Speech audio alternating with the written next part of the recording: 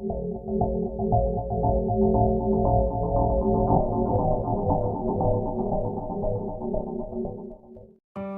2021, banyak sekali kasus yang viral, mulai dari kasus pembunuhan hingga kasus pelecehan. Para pelakunya ada yang sudah ditangkap dan ada yang masih buron. Pada video kali ini, kita akan membahas beberapa kasus viral yang sampai sekarang masih dalam tahap penyelidikan. Yang pertama, kasus Subang. Masihkah kalian ingat tentang kasus Subang yang menewaskan ibu dan anak pada 18 Agustus 2021 lalu? Kasus ini menyita perhatian masyarakat luas bahkan sampai sekarang. Kepolisian masih terus berusaha untuk menyelidiki siapa pembunuh sebenarnya. Sebelum melanjutkan, sebaiknya kita mengetahui siapa saja yang terlibat dalam kasus ini.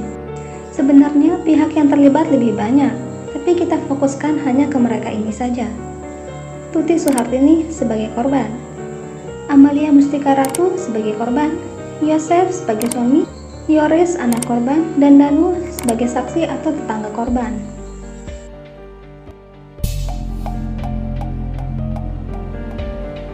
Pada Rabu 18 Agustus 2021 pagi, suami korban yaitu Yosef pulang ke rumah yang ia tempati bersama Tuti dan Amalia, karena sehari sebelumnya Yosef pergi ke rumah istri mudanya.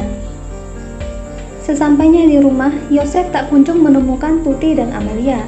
Kondisi rumahnya juga terlihat sangat-sangat berantakan. Lalu ia pun melapor ke Polsek Jalan Cagak. Dan dengan dibantu pihak kepolisian, ia mencari keberadaan istri dan anaknya. Jasad keduanya lalu ditemukan di bagasi mobil Alphard yang terparkir di garasi rumah. Kondisi jasad mereka ditemukan tumpang tindih dan mengeluarkan banyak darah. Sebelumnya, Yosef menemukan ceceran darah di sekitar lokasi kejadian yang mengarah ke mobil Alphard. Selanjutnya, polisi melakukan olah TKP. Setelah dilakukannya otopsi, diduga mereka diserang menggunakan benda tumpul yang menyebabkan luka berat. Polisi menemukan papan pencuci baju dengan noda darah yang diduga sebagai alat untuk memukul kedua korban. Ditemukan juga pisau dan karpet dengan bercak darah di sekitar lokasi penemuan jasad. Diperkirakan Tuti dibunuh terlebih dahulu. Tuti diperkirakan meninggal 4 jam sebelum Amalia, atau sekitar pukul 1 pagi waktu Indonesia Barat.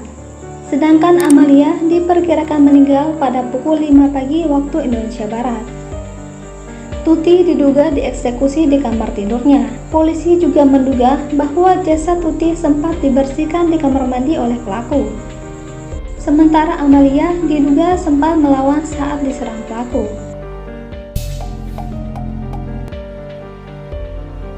Dari hasil penelitian, diketahui bahwa hanya ponsel Amalia yang hilang dan diduga dibawa oleh pelaku. Sedangkan barang-barang yang lain tetap pada tempatnya. Berdasarkan hasil olah TKP, polisi menduga bahwa pelaku pembunuh ibu dan anak itu adalah orang dekat. Polisi tidak menemukan bukti pencurian dan juga tidak ditemukannya tanda-tanda kerusakan dari pintu masuk rumah tersebut. Dugaan pelaku lebih dari 1 orang dikarenakan adanya temuan jejak telapak kaki yang berbeda. Baru-baru ini, Yoris berpindah haluan ke pengacara Rohman Hidayat, yang dimana adalah pengacara Yosef. Awalnya, Yoris dan Danu memakai pengacara yang sama, yaitu Ahmad Taufan. Pada pertengahan Desember 2021, sempat berembus isu bahwa dua saksi tersebut, yakni Yoris dan Danu, berseteru. Ketidakakuran memuncak setelah keduanya terkesan saling menyalahkan. Pada 29 Desember 2021 lalu, Polda Jabar merilis sketsa wajah terduga pelaku pembunuh ibu dan anak tersebut.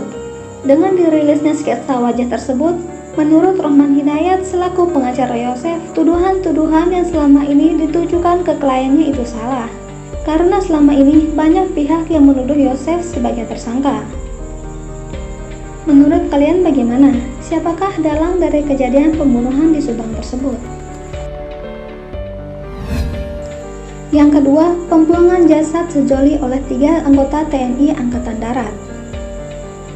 Kasus tabrak lari yang menewaskan sejoli di Nagrek ternyata melibatkan 3 perwira TNI Angkatan Darat. Di antaranya Kolonel Infanteri Priyanto, Kopda Andreas Dewi Atmoko, dan Koptu Ahmad Soleh. Pada 8 Desember 2021, ketiga perwira tersebut sedang melakukan perjalanan ke rumah Kolonel Infanteri Prianto. Namun dalam perjalanan, mobil Isuzu Panther hitam yang dikendarai mereka menabrak Handi dan Salsabila, yang saat itu tengah berboncengan dengan motor Suzuki Satria FU di kawasan Cidaro, Nagrek, Kabupaten Bandung. Pasca tabrakan, ketiganya lalu membopong jasad sejoli itu ke dalam mobil. Dalam perjalanan, Kopda Andreas mengaku sempat menyarankan untuk membawa kedua korban ke rumah sakit atau puskesmas terdekat. Namun ternyata Kolonel Infanteri Prianto menolak saran tersebut dan mengambil alih kemudi mobil. Lalu mereka melanjutkan perjalanan ke Sungai Serayu. Setibanya di sana sekitar pukul 9 malam waktu Indonesia Barat, Kolonel Prianto memerintahkan untuk membuang kedua korban ke dalam Sungai Serayu dari atas jembatan. Setelah membuang jenazah Handi dan Salsabila, mereka melanjutkan perjalanan menuju rumah Kolonel Prianto di kawasan Yogyakarta.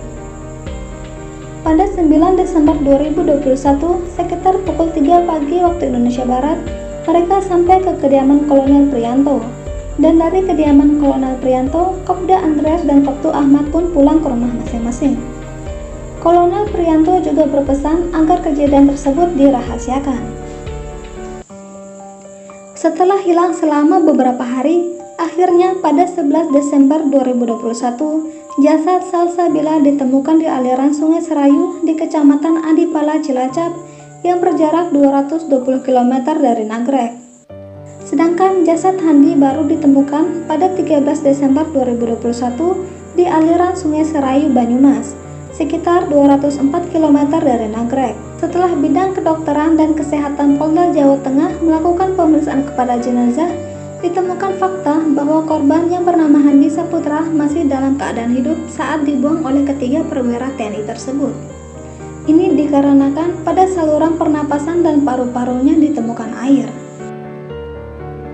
Handi meninggal dikarenakan tenggelam dan bukan karena bekas luka pada kepala. Sedangkan Salsabila diduga sudah dalam keadaan meninggal saat dibuang ke sungai.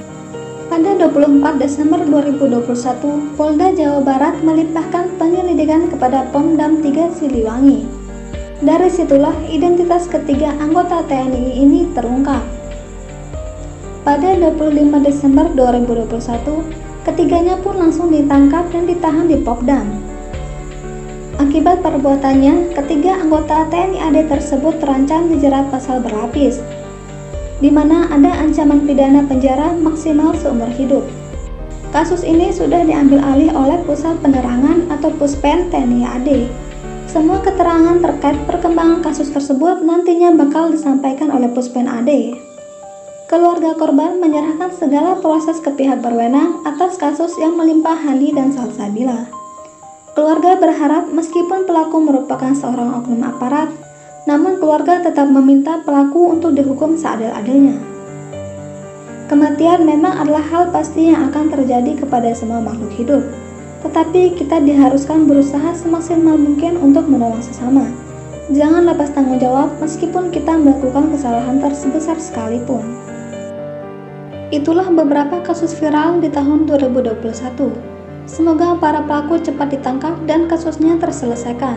Oke everyone, sekian dulu video kali ini. Sampai jumpa di video selanjutnya.